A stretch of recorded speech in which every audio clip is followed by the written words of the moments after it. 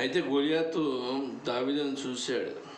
మరి ఎలా ఉన్నాడు, మరి ఆయన టీవీ ఏంటి, ఆయన రూపం ఎలా ఉంది అంటే, చుట్టూపార చూసి దావీదును కనుగొని అతను బాలుడై ఎర్రటి వాడగును రూపసీయుడై ఉండుట చూసి అతను అంగీకరించాడు.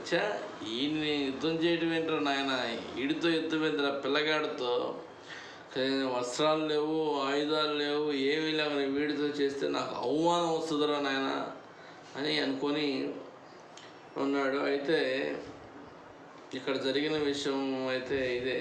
ఇక్కడ 42వ అధ్యాయంలో మాత్రం ఇలా రాయబడుతుంది. 43వ అధ్యాయంలోకి వెళ్తే మాత్రం ఇక్కడ మాత్రం మామూలుగా ఉండదు,